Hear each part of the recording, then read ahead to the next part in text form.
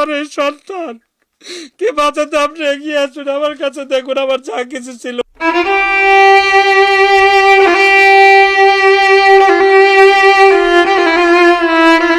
যে বয়সে শিশুর হাতে থাকার কথা খেলনা, খাতা, পেন্সিল কিংবা বন্ধুদের সঙ্গে কাটার কথা আনন্দময় সময়, সে বয়সেই কঠিন এক রোগের সঙ্গে লড়াই করছে ছোট্ট এই আব্দুল রহমান।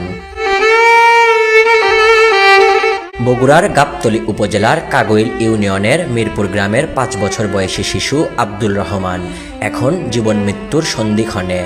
18 মে ঢাকায় চিকিৎসকদের পরীক্ষায় জানা যায় সে প্রায় 70% ব্লাড ক্যান্সারে আক্রান্ত।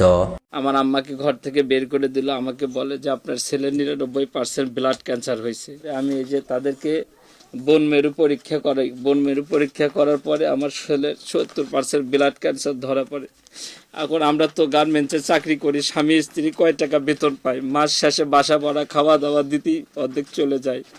এখন আমার ছেলেকে বাংলাদেশে চিকিৎসা করতে 20 থেকে 25 লক্ষ টাকার কথা বলছে তারা। 3 বছর চিকিৎসা চালাইতে হবে। সবচেয়ে হৃদয় বিতারক বিষয় হলো অসুস্থতার এই কঠিন সময়ে সে বাবা মাকেও কাছে পাচ্ছে না।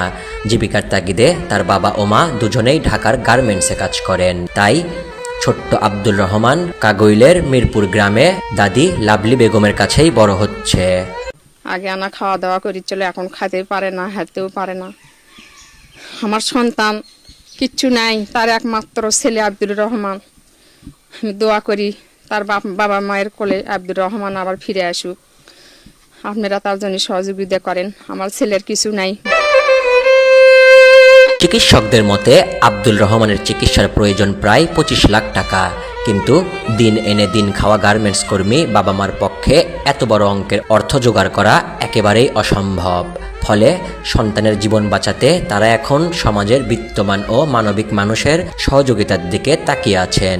আব্দুল রহমানের পরিবারের আকুল আবেদন, যদি সমাজের সামর্থ্যবান মানুষ, বিভিন্ন সংগঠন ও দানশীল ব্যক্তিরা এগিয়ে আসেন তাহলে হয়তো এই শিশুটি আবারও স্বাভাবিক জীবনে ফিরতে পারবে। আমি একজন অসহায় বাবা হিসেবে আপনাদের কাছে আকুতি করতেছি, মাননীয় প্রধানমন্ত্রী। আপনার বাড়ি বগুড়া গাবতলী উপজেলা, আমার বাড়ি বগুড়া গাবতলী উপজেলা। আমার এই সন্তান কে বাঁচাতে আপনি এগিয়ে আসুন। আমার কাছে দেখুন আমার যা কিছু ছিল। আমি কিস্তি থেকে টাকা উঠাইছি, আমি কুরবানিতে বাড়ি আসতে পারি নাই, ঢাকা শহরের লোক সবাই চলে গেছে। আমি গেটে তালা লাগাতে 10টা দিন আমি শুধু কান্না করছি। আমি একজন অসহায় বাবা। আমার ছেলের এই ঘাটতে দেখেন এগুলো কি বের হয়ে গেছে, এই ছল খাইতে পারে না, চটপট করতে করে। এলাকাবাসী কাছ থেকে দেখেন আব্দুল রহমানের এই দৃশ্য। খুব একটা সহযোগিতা তারা না করতে পারলেও তাদের আশা অন্ধকার কেটে আবারও স্বাভাবিক জীবনে ফিরবে আব্দুল রহমান। ছেলেটা যাতে সুস্থ হয়, তার বাবা মার কোলে আবার যাতে ফিরে আসে, এলাকাবাসী হিসাবে আমরা এটা কামনা করি। একটি ছোট্ট সহায়তাও হতে পারে শিশুর নতুন জীবনের আশা। তাই সবারই উচিত মানবতার হাত বাড়িয়ে আব্দুল রহমানের পাশে দাঁড়ানো। নিউজ ডেস্ক, 15 কথা নিউজ।